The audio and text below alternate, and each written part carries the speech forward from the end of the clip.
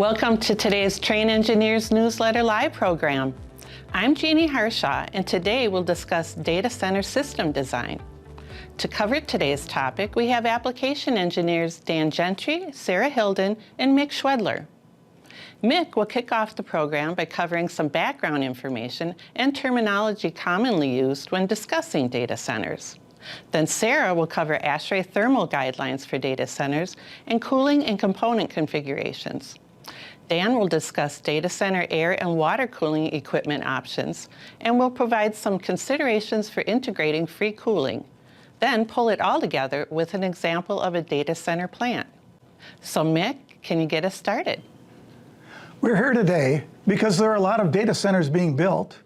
Data center equipment uses a lot of energy and therefore generates a lot of heat. And removing that heat by cooling the data centers is critical. The material we'll begin with is from industry sources. ASHRAE's Technical Committee 9.9, which is responsible for data centers, has a lot of great information to share, and minimum data center efficiency requirements are set by ASHRAE Standard 90.4. These are included in the references. A data center site has a limit of power, kilowatts or megawatts, available from the electric utility. Now, this power can be used for the information technology equipment, or ITE, which provides the computing the data center owner either uses or sells. Now, from a business standpoint, maximizing the data center's computing capability is extremely important. Now, one way to maximize ITE energy available is to reduce the energy needed to cool that IT equipment. First published in 2016, ASHRAE 90.4 provides minimum efficiency requirements for data centers.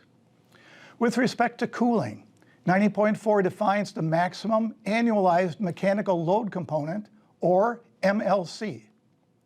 MLC is the annual cooling, fan, pump, and heat rejection energy divided by the annual data center ITE energy. Since a lot of heat is generated by data centers, an option is to recover rather than reject that heat. In the 2022 version of 90.4, the MLC is reduced by any additional energy needed to recover rather than reject the heat. By the way, power usage effectiveness, or PUE, is a metric used by the data center industry, but not found in 90.4. Sarah will talk more about PUE. But no matter the metric, the more efficient the systems, the more energy available to provide computing and its associated business benefits. Next, how much cooling is required by a data center? It's related to the power of the IT equipment, and the equation converting design ITE power to cooling load is shown. Since ASHRAE 90.4 has different MLC requirements for data centers larger than 300 kW of ITE power, that's the first line shown in the table, 85 tons. Large data centers, or even modules in those data centers, require megawatts of IT equipment power. As you can see, the cooling capacity required is significant. But no matter the data center size, the more efficient the cooling, the more energy available for computing. Changing subjects. In May of 2022, ASHRAE Journal published an article covering the evolution of ASHRAE's thermal guidelines for air-cooled data centers. Its authors are Quirk and Davidson. In the article, they cover recommended and allowable operating envelopes as follows. The data center should be designed and operated to target the operating range for most hours of the year. But no specifics were provided on the definition of most. Next, the IT equipment should be designed to operate within the allowable condition extremes. It's important to understand that not all ITE is designed for the same environmental conditions or operating envelopes. Recommended and allowable operating ranges are specified in the various editions of the ASHRAE thermal guidelines for data processing environments. Let's take a quick look at how the recommended ranges in those thermal guidelines evolved. In 2004, IT equipment providers had different required inlet air conditions, and there wasn't a lot of information available regarding future product capabilities. This resulted in the small recommended operating range shown in terms of both temperature and humidity. As IT equipment knowledge and capabilities grew, and there was more interest in energy-efficient data centers, the recommended ranges increased from both a temperature and humidity standpoint. By 2008, recommended temperature and humidity ranges both expanded. In 2015, minimum dew point for some ITE dropped significantly. And in 2021, the new environmental class of H1 was added, and I'll quote, to align with new high-density ITE products entering the market. Also, the relative humidity recommendations now account for the possibility of corrosion. Now let's move the discussion from recommended ranges to allowable ranges. Not all IT equipment is designed for the same environmental conditions. IT is separated into classes in the thermal guidelines books. Class 1 is the most restrictive, and Class 4 offers the broadest range from both a temperature and humidity standpoint. As previously discussed, recommended ranges changed between 2004 and 2021. In that same time frame, allowable operating ranges also increased significantly. In the response to the desire to reduce cooling energy required for the IT equipment, classes A3 and A4 were added.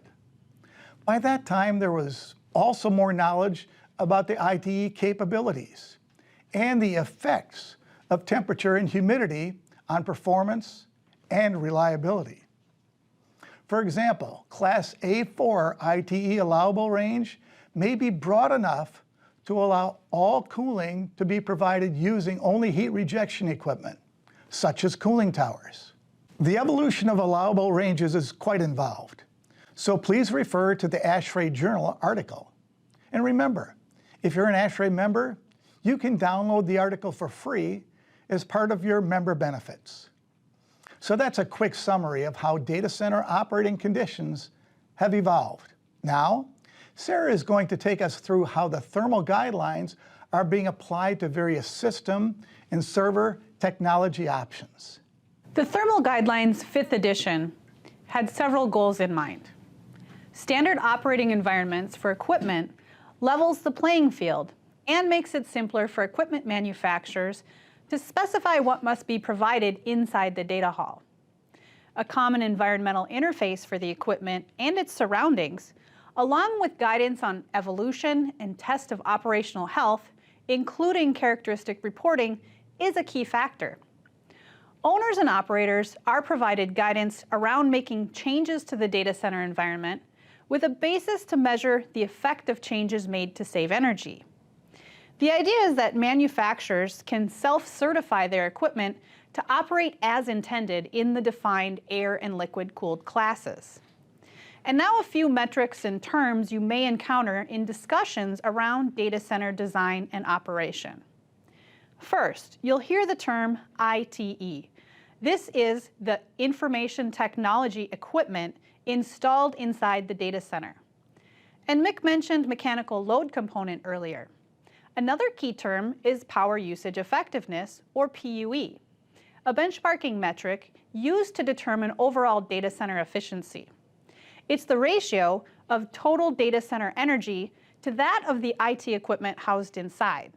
The lower the PUE, the more data processing available, which enables the data center to do more useful work. Said another way, a more efficient cooling system reduces PUE for the same workload. The site may have a limit on the incoming power, so more available to be used for computing means more money in the owner's pocket. Inside an air-cooled data center, CRAC and CRAW units are the computer room air conditioners and air handlers, respectively. A computer room air conditioner is what we would typically think of as a unitary or DX piece of equipment and may include a remote condenser. Depicted here is a CRAC unit delivering conditioned air to an underfloor plenum for distribution within the data center from outside the data hall, which may be referred to as white space. On the other hand, a computer room air handler includes hydronic coils served by the other cooling equipment. This may include chillers or other fluid cooling technologies. On the right-hand side are Trane's performance climate changer for data center air handling units. Fans and coils can be customized to suit the application and include factory-mounted controls and VFD options. The cooling equipment, chillers, towers, and other fluid coolers, cool fluid for the facility water system, FWS. In a liquid-cooled data center, the facility water is isolated from the technology cooling system, TCS, via the Cooling Distribution Unit, or CDU. CDUs, used in a liquid-cooled solution, serve as the interface to the IT equipment. This may be external to the server racks or integrated into a server rack to provide local cooling.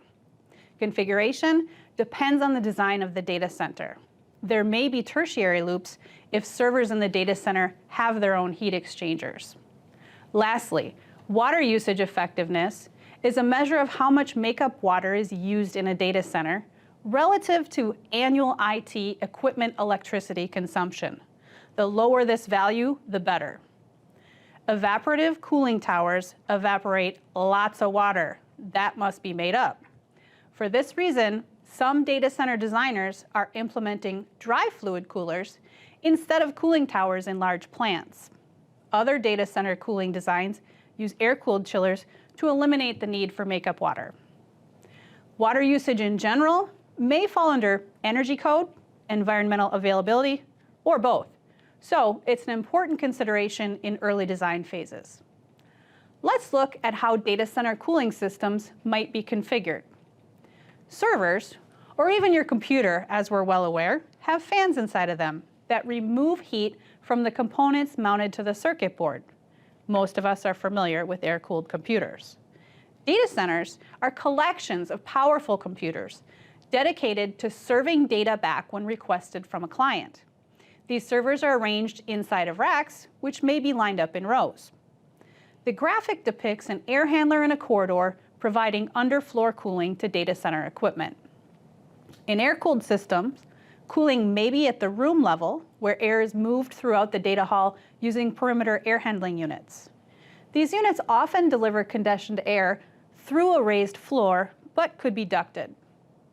Getting one level more granular, row cooling directs air into the racks within the data hall, which is then returned to the system to be recooled. In liquid-cooled data centers, there may be rack level or even chip level cooling, enabling surgical heat removal where it's needed most. And today, there are servers that require liquid cooling at prescribed fluid temperatures. Liquid cooling classes are different from the environmental classes we saw earlier, as they directly correlate to the fluid temperature used. The value represents the maximum supply fluid temperature in Celsius.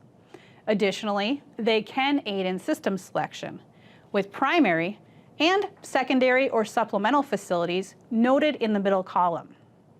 At the top, the W17 and W27 classes require the coldest fluid, so typically use chillers and cooling towers with the option for waterside economizer to reduce mechanical cooling, improving energy efficiency in favorable climates.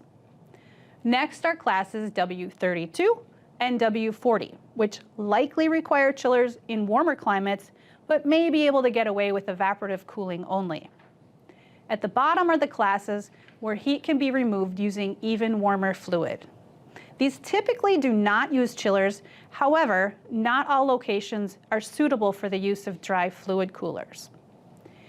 Even a liquid-cooled data center may still have air-cooled servers deployed, So a combination of both technologies is often present in today's designs to accommodate future server technology.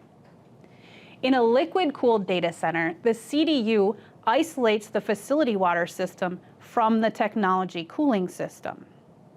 In the diagram shown, each server rack includes a dedicated cooling system, cooled by fluid from the TCS loop. This would be an example falling under the cooler facility water classes. An air-cooled system is shown here, but water-cooled chillers could be used as well. The same isolation between fluid streams would be present in a water-cooled system, cooled by either cooling tower or a dry fluid cooler. Many servers available today, and certainly going forward, will need to be cooled with liquid. The cooling distribution unit includes pumps and a heat exchanger. As mentioned, it provides isolation between the facility water and the technology cooling system. The fluid is pushed into a cold plate, a heat sink with fluid circulated through it to carry the heat away from the heat generating components. Because these cold plate passages can be very small, filtration is an important consideration. The TCS loop likely has stricter requirements around piping materials and water quality, and there may need to be provisions for leak detection and response.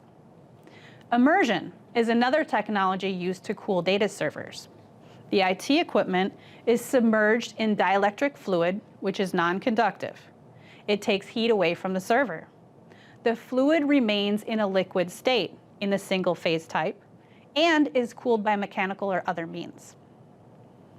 One consideration with immersion cooling is the need for overhead lifts, to lift the servers out of the cooling fluid.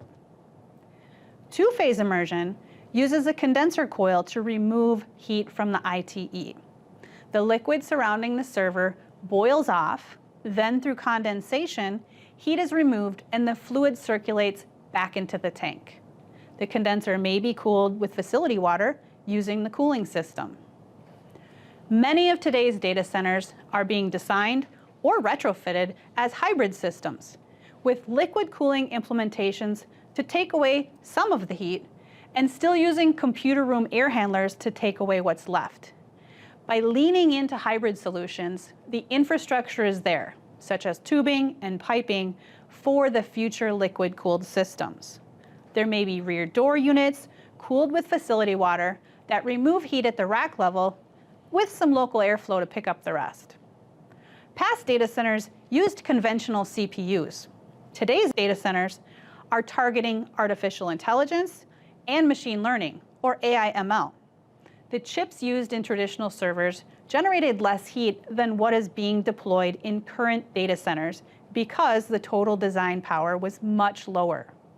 GPUs, graphics processing units, are capable of parallel processing. Rather than calculating each item individually, they can perform simultaneous calculations, which uses more internal resources so we get more heat, increasing the total design power, or TDP. Heat sinks are attached to the chips on the servers, and air passing over and through the fins on the heat sinks carry it away. Each chip has a maximum junction temperature, which represents the highest temperature inside the chip under which reliable operation can be guaranteed. Above this temperature, they shut down for protection. A corresponding maximum ambient condition can be calculated based on the thermal resistance to the case of the chip. We cannot predict when technology will catch up to allow for lower thermal resistances to the case, enabling higher environmental temperatures. For this reason, and because liquid has capacity to transfer more heat, data centers are likely to trend toward liquid-cooled solutions. For air-cooled data centers, understanding what class of IT equipment is installed today and anticipating what may be added or updated in the future is important. When paired with the equipment class, the proper temperature can be determined. To future-proof a system, it may be of benefit to select equipment capable of providing colder air or fluid in the future in the event that future upgrades to the data center require a more stringent class. Some designers are retrofitting now to be prepared for the liquid-cooled system of the future. Installation of piping and tubing that is compatible with various fluids today enables upgrades tomorrow. Heat rejection to ambient using evaporative cooling towers is becoming a concern, especially where water is scarce. As mentioned, dry fluid coolers are commonly used today in lieu of compressor-based cooling systems in climates amenable to the technology, especially when higher fluid temperatures can be used. This trend will continue and likely become the norm. Moving forward, data centers may be considered as a path towards electrification of heat. Data centers are likely to become heat sources for district heating or campuses. We can get the heat either through the use of heat pump chillers or through heat exchangers in the return fluid or air streams.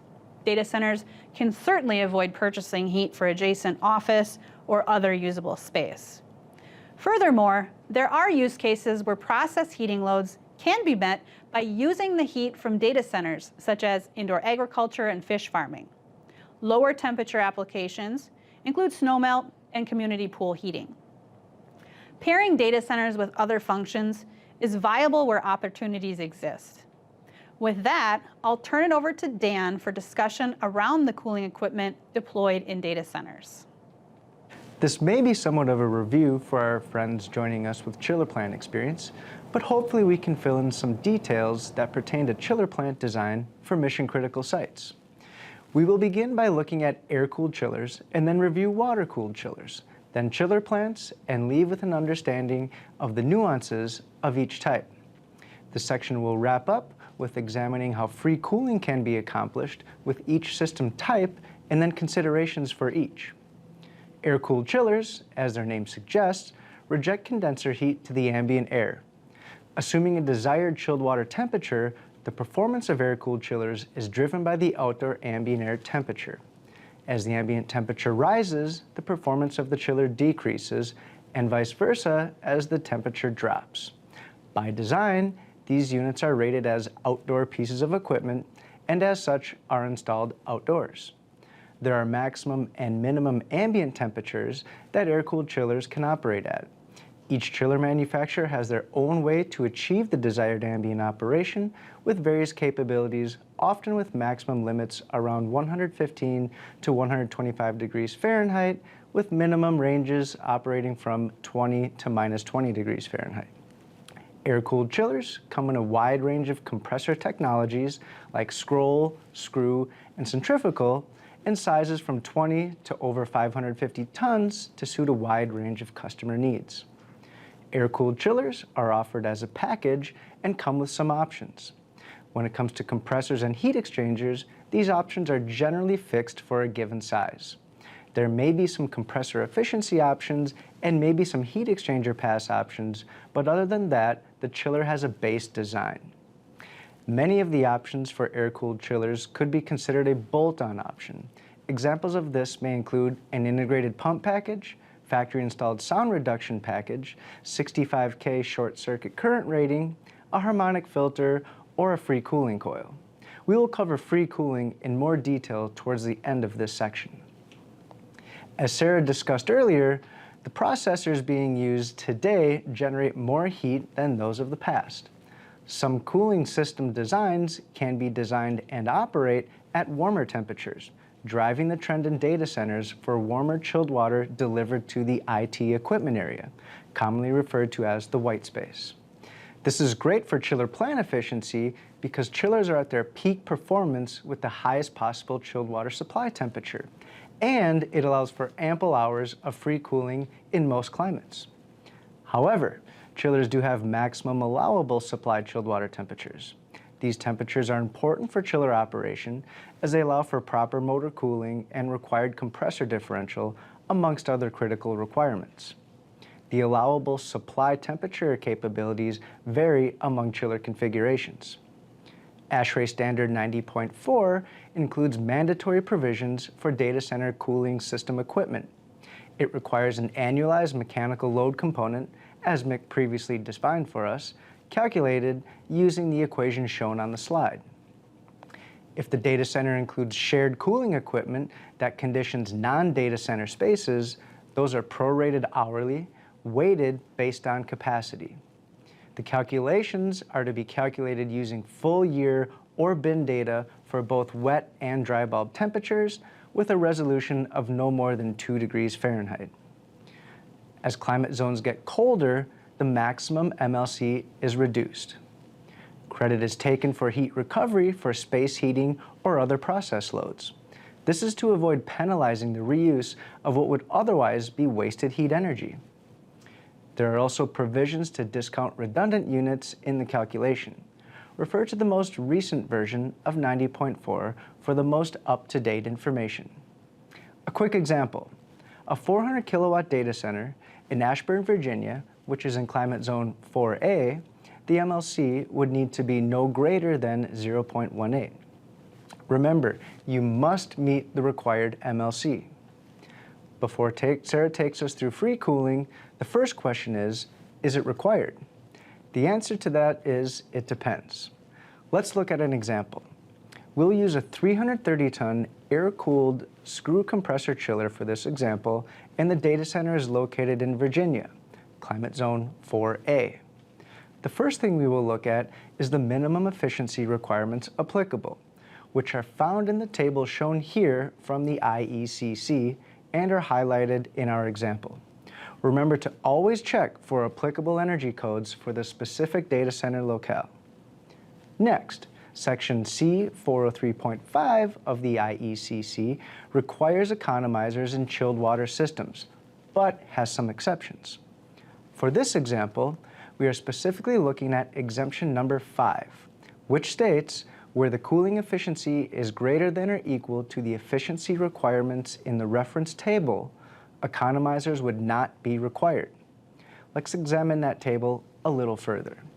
According to table C4035, the minimum chilled water system cooling capacity for determining economizer cooling requirements is 940,000 BTUs per hour. The EER, or IPLV, must be equal to or greater than 20% above the baseline in the first table we looked at. For this project, if we didn't want an economizer, the EER would have to be 12.1, or the IPLV would have to be 16.8 or better. In this case, our IPLV was 20.588, so this chiller choice would not require an economizer. The takeaway here is understanding how chiller efficiency could affect the requirement for free cooling economizers. Okay, that was interesting. Now Sarah will take us through some free cooling options. Sure thing, Dan. Under certain operating conditions, energy consumption to cool IT equipment may be significantly reduced.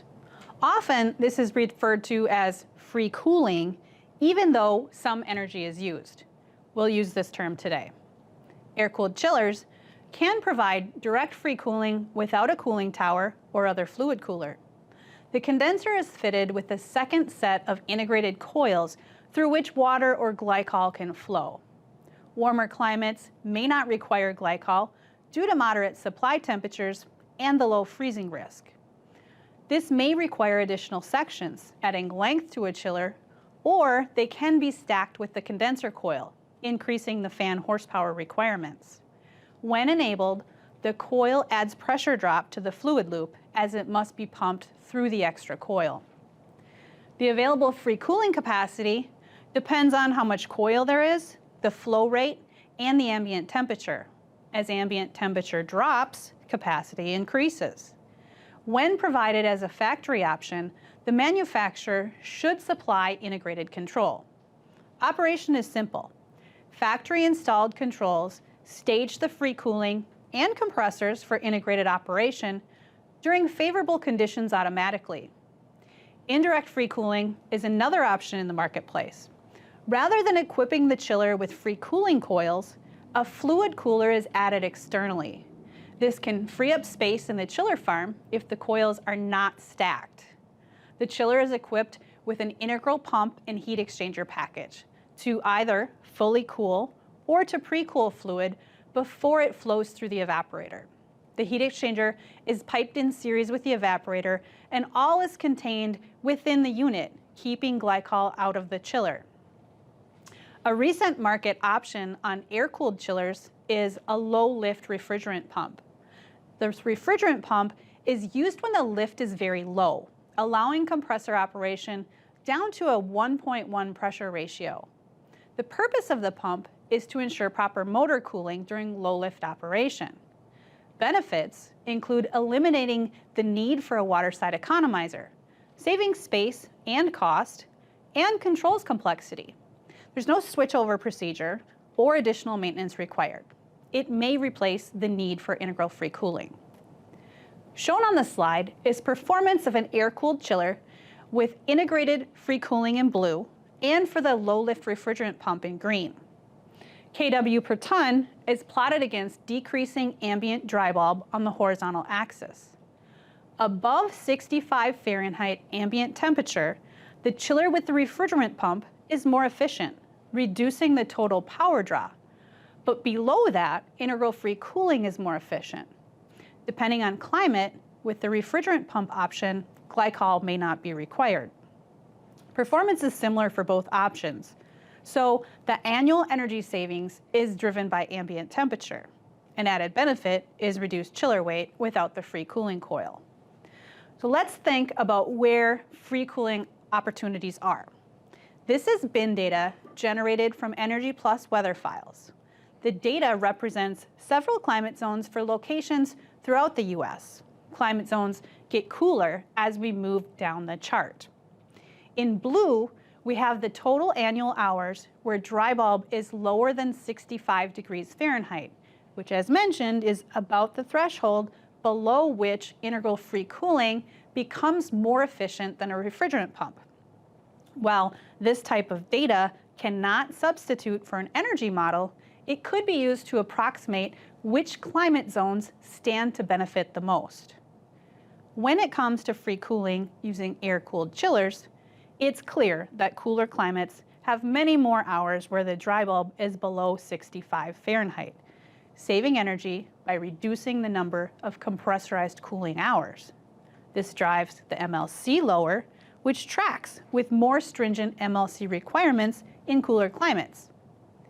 In Minneapolis, about 25% of annual hours are above 65 Fahrenheit. So an air-cooled solution can leverage free cooling for many hours. As we move south, these hours become much more limited. To recap, in early design, determine whether the system design needs to include free cooling and weigh the options to eliminate the need for it. For air-cooled chillers, free cooling is an option to reduce the mechanical load component of the system. Options to reduce hours of mechanical cooling include direct and indirect free cooling or a low-lift refrigerant pump. Understanding the hours available to leverage free cooling impacts the choice of free cooling technology. It could influence the location in which the data center is sited. Considerations for exterior space planning should occur early in the design process to ensure adequate land area, and an analysis of the impact on mechanical load component can aid in the selection of free cooling options. Now, freeze avoidance has been a consideration for many air-cooled chiller plants, but may become a critical concern in data center applications. It's a strategy employed by the chiller's unit controller to prevent refrigerant migration from freezing fluid in an inactive evaporator. An air-cooled chiller is outside, but not running. Maybe there isn't enough load or it's a redundant unit. The refrigerant migrates to the lowest pressure point in the system, which could be the condenser. As the refrigerant is pulled from the evaporator, it may boil off, creating a cooling effect, which could freeze the fluid left in the evaporator shell. To protect this heat exchanger from freezing, the chiller controller can enable the chilled water pump to move fluid through it, preventing it from freezing. So why do data center designers and operators care about this? When this sequence occurs, there's some, but maybe not much cooling taking place. If this unconditioned fluid were circulated to the system would receive a mixed fluid temperature. One potential solution is to include a three-way valve and bypass line. In this mode, the fluid leaving the chiller is sent back to its return rather than to the load. Implementation can be simple. Monitor fluid temperature at the three-way valve and don't send any flow to the load unless it's at the required supply temperature. Now a few other considerations.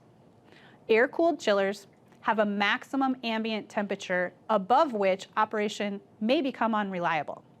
This is critical in data centers. Many data centers are located in hot and arid climates. The ambient temperature can exceed 120 degrees Fahrenheit. Often, there are many chillers organized in close proximity to each other.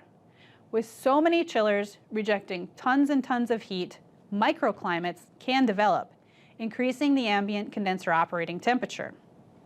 Provisions like chiller spacing and orientation can mitigate microclimates.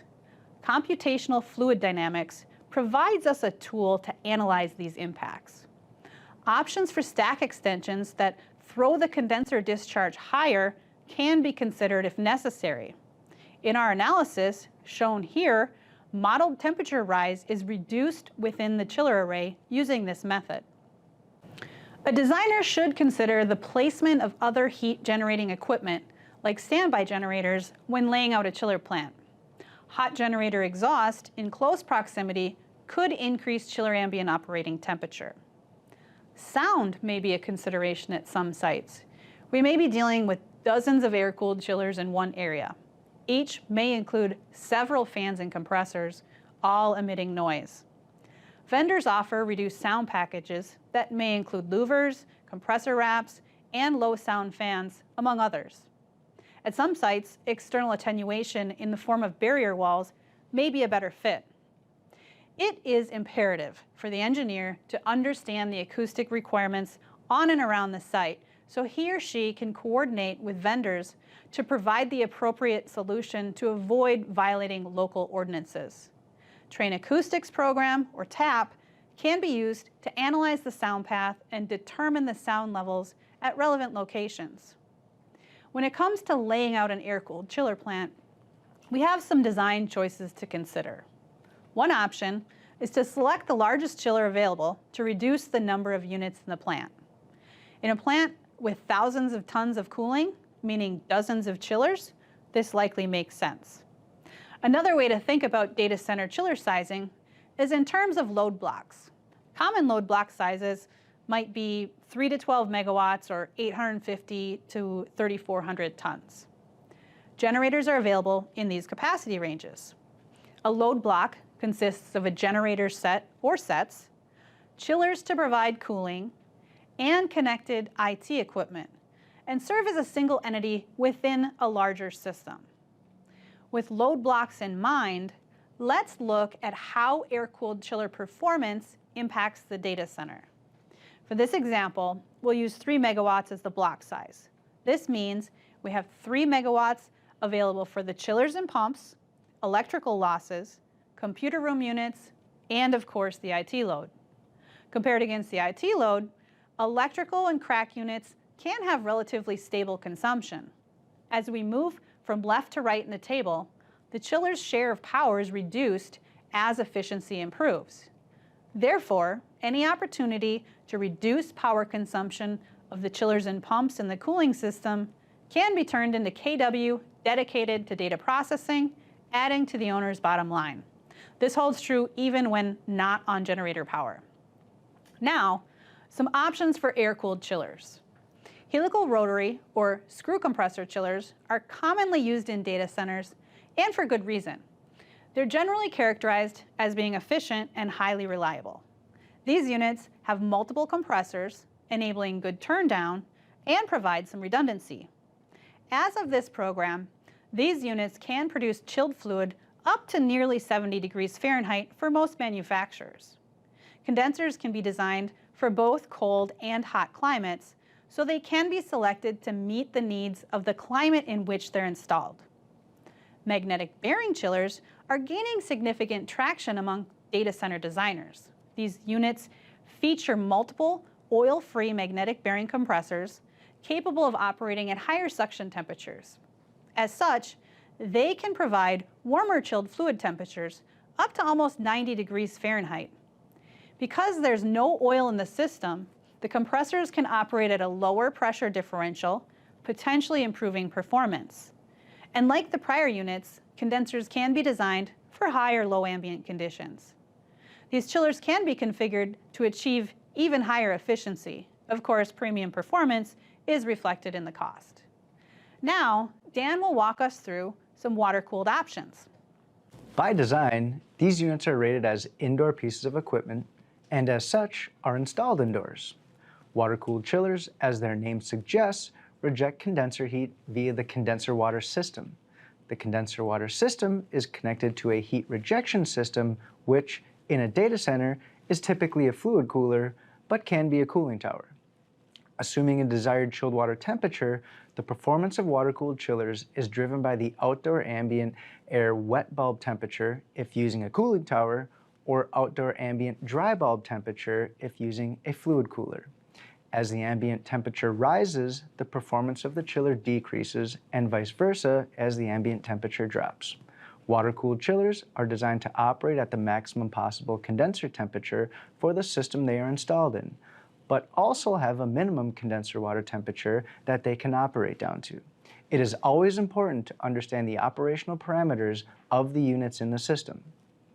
Water-cooled chillers come in a wide range of compressor technologies like scroll, screw, and centrifugal, and sizes from 20 to over 5,000 tons to suit a wide range of customer needs. Typically, water-cooled chiller plants will be larger in size and can achieve higher overall plant efficiencies. Most hyperscale customers will be looking at water-cooled chiller plants for their data centers. Water-cooled chillers come in a packaged or configured form. Packaged chillers are generally smaller in size, offered up to around 500 tons. These chillers will typically have a standard compressor and heat exchanger design for a given size with limited options to adjust these. Voltage options are usually offered from 208 to 575 volts, with medium and high voltage being excluded. Because these chillers have limited options, these units can often be built faster, meaning shorter lead times or even pack stock options. When it comes to factory options, these can be thought of as bolt-ons to the standard design. Common options may include a main disconnect, 65,000 amp short circuit current ratings, harmonic filters, and isolation pads or springs. On the other hand, configured chillers are built to order and designed for specific conditions.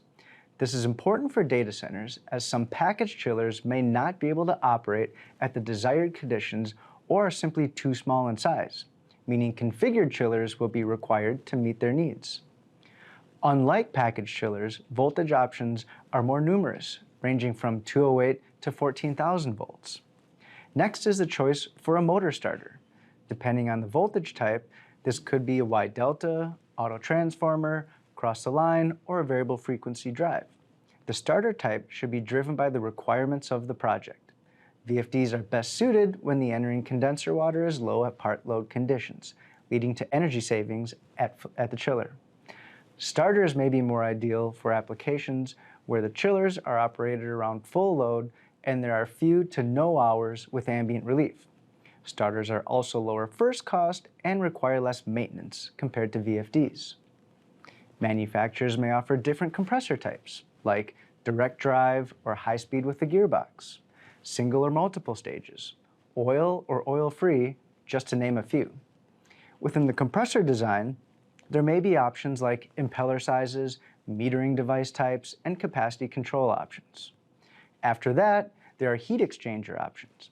Manufacturers will offer nominal shell sizes that can be configured for various capacity and duty conditions. Options like tube type, quantity of tubes, thickness and diameter of the tube may vary depending on the vendor. Rounding out the high-level options for configured chillers are the water boxes, which are the part of the chiller with the water connections that get connected to the building piping. These come in non-marine or marine forms. Marine simply means the connections are on the side of the water box instead of the end. An epoxy or ceramic coating to protect the wetted surfaces is common when water quality may not be ideal. Water box options give designers more flexibility when they're laying out pipes in the plant. Density is one driver towards water-cooled chillers. If we look at the chillers alone, this is easy to see. For example, a typical 450-ton water-cooled chiller may occupy around 70 square feet of floor space and weigh 15,000 pounds. A 450-ton air-cooled chiller could occupy around 380 square feet and weigh 25,000 pounds. Of course, the cooling towers would still need to be considered. This is a common evaluation for data centers. Many sites would prefer to locate all of the cooling equipment on the roof. However, if there's not enough space for the cooling required, then an alternate location must be considered. Still on the topic of density, liquid cooling offers more cooling capacity in a smaller space compared to air-cooled. As more liquid cooling technology is deployed in the IT space, this means more cooling capacity is needed for the same amount of white space, meaning water-cooled chillers may be a better fit. Another benefit of using larger chillers is the reduction in electrical connections and coordination points.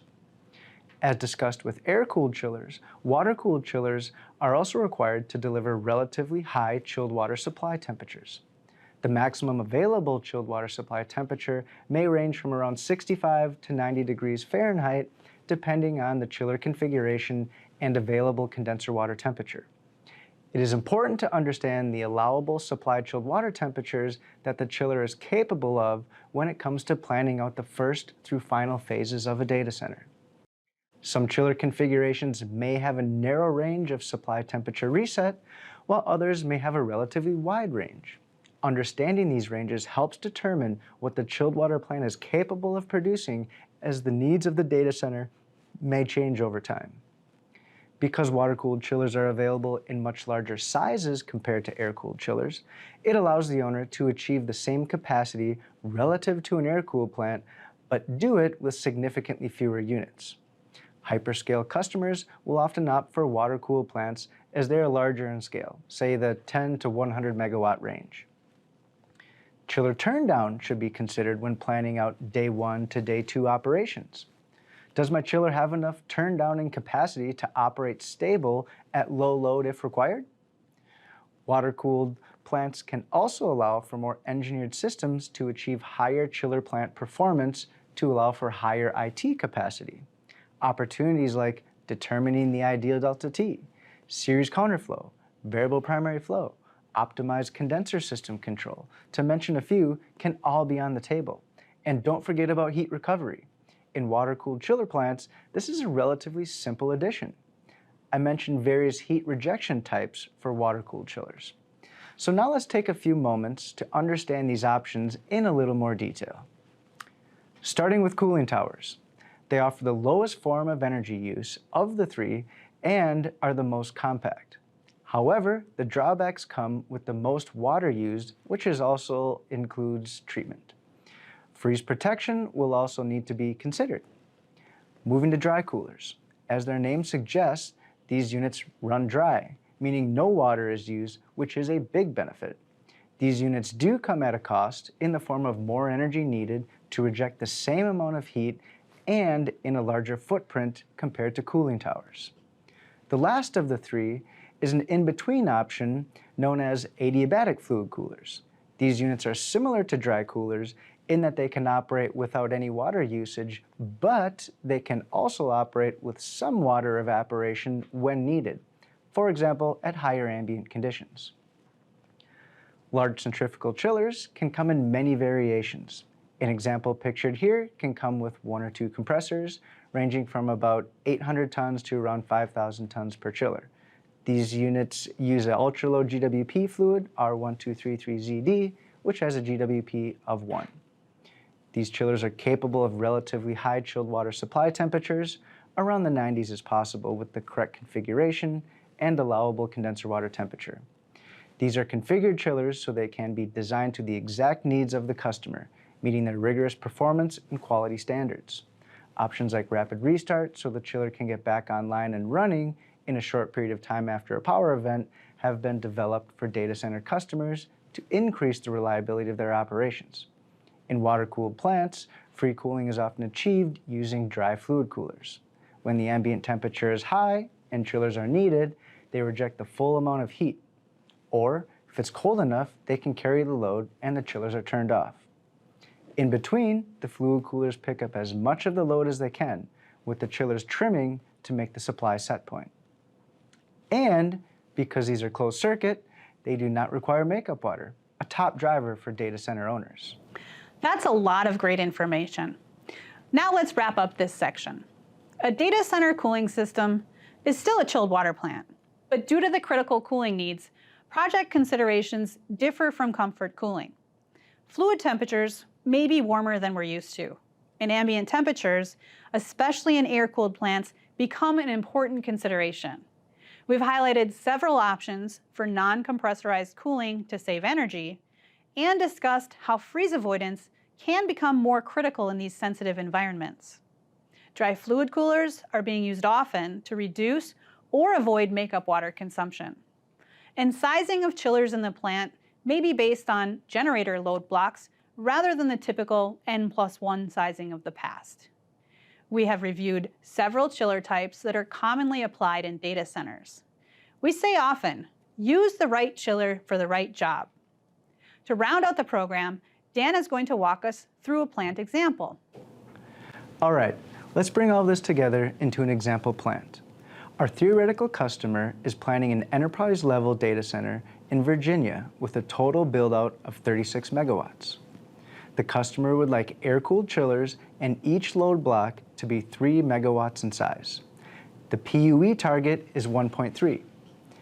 The initial in-space cooling is done with air-cooled fan walls, and the owner wants the design to be capable of hybrid air and liquid cooling in the future, meaning they want flexibility with temperature delivery to the ITE space. The table shown here breaks down the power consumed for each component in the system. Each load block is 3 megawatts, which is the total shown. The target PUE is 1.3, so the kW delivered to the ITE must be at least 27,000 kilowatts. The electrical and CRA values were given, and the resultant 7,200 kilowatts is what is left over for 2 chillers. What this means for the chiller plant is that the overall design plant efficiency cannot exceed 0.9375 kW per ton. To visualize the breakdown of our system, shown here are the major power-consuming components and infrastructure. The generator set is sized to power everything to the right in an emergency. The electrical distribution system feeds everything to the right of it, including the chillers, and then finally the ITE. This is a simple visual and could be modified or rearranged to meet different capacity, redundancy, or other unique requirements. The chilled water design conditions for day 1 will be 70-degree supply with 90-degree return. The design ambient for the chillers has been selected at 115. This is higher than the ASHRAE design cooling ambient temperature, but this client wants extra reassurance that their cooling capacity will be available even in an extreme weather event. Note, this site would have 24 chillers to cover the cooling demands, and that does not include any chillers for redundancy. Rating the chiller at elevated ambient conditions can help ensure cooling performance should microclimates develop, as Sarah discussed earlier. The pumping system will be decoupled. For this example, it was determined that the primary chilled water pumps will be about 3 horsepower, while the secondary pumps require about 35 horsepower. The client wants to be able to make changes to the white space to suit their customers' demands and expects the chiller plant and cooling systems to be able to accommodate the changes. For this example, air-cooled chillers were chosen. Note that with this choice, we don't have cooling towers, so our water usage effectiveness is great. The day 1 white space is air-cooled by fan walls and utilizes a relatively high chilled water temperature. A simple decoupled system is how this plant was arranged. What happens when the white space needs a significantly elevated chilled water temperature? If the chillers can produce elevated chilled water, then we may simply be able to raise the set point. If the chillers cannot do this, then we must consider a system solution. One option is simply adding in a mixing valve and line to future-proof the system to accommodate higher chilled water temperatures going to the loads. In this system, the chiller operation is still the same as day 1. The control of the mixing valve allows for the desired temperature to be sent to the load. This temperature could be dynamically reset as dictated by the needs of the load. If the temperature needs to be lower, then no mixing would be required, so full flow can go through the three-way valve. If the fan walls need the lower chilled water, then the dual temperature plant can be considered. I have referenced our engineer's newsletter on dual temperature plants in the bibliography for more information. Another option may be to send the lower temperature fluid to the air-cooled loads first, then send that warmer fluid to the liquid-cooled units, then return back to the chiller. This may be less complex and lower first costs compared to installing two loops. We talked about ITE needing higher temperatures, especially for liquid cooling. An interesting point here is that when you increase a chilled water set point, the capacity of the chiller increases as well, as much as 20% or more for some chiller technologies. Tying this to our previous example, what this means is that moving to more liquid cooling may yield more capacity in the chiller plant and floor space in the data center, capacity and space that can be turned into income. When we look at changing the IT space in a data center, this gives us some things to think about. Shown here is an example of what day 1 versus day 2 cooling systems could look like. Day 1 is all air cooled and the system is sized for that. However, day 2 can look quite different with different cooling technologies being used in the white space. Liquid cooling offers much more cooling density in a smaller footprint. If this space was rearranged by removing some air-cooled units and adding in liquid-cooled units, the data center owner now has more space to add in more IT capacity, thus increasing the profitability of the same square footage. Looking at this another way, maybe we plan on what day 2 looks like and understand how much more capacity the same space can support. Can we add a chiller later to support this? Or is there already enough capacity installed? The idea here is looking at different ways that a data center can use their floor area to maximize the amount of IT in that space, thus maximizing the investment in the site. Now I'll turn it over to Jeannie for the wrap-up. Thanks, Dan. So that's our program on data centers. Understand that there are numerous resources available to help guide data center designs. Though we are talking about cooling, there are several new terms and metrics that are important to understand that apply to data centers that we don't consider when designing typical HVAC systems. The technology is rapidly changing for how ITE is cooled, and we expect that to continue into the future. Keeping up with these technologies will be important as they can affect how the cooling plant may have to be configured or operated. Free cooling or economizing are prevalent in most data center designs, and there are several ways that this can be accomplished. We looked at how free cooling may not be required based on chiller efficiency and the concept of MLC. As the needs of data centers change, the chiller technology is changing to keep up. Recall that there are various capabilities between chiller types and manufacturers. And lastly, we discussed some chiller plant application considerations pertaining to the nuances of data centers. We hope you gained some information today around designing for data centers. Your handout provides more information on where to find additional resources related to today's topic, or contact your local Trane account manager for specific information on Trane systems, equipment, controls, and services. And please take a moment to fill out a survey and share your feedback on today's program. For those of you seeking continuing education credit, check out the newest self-paced online courses at Trane Education Center.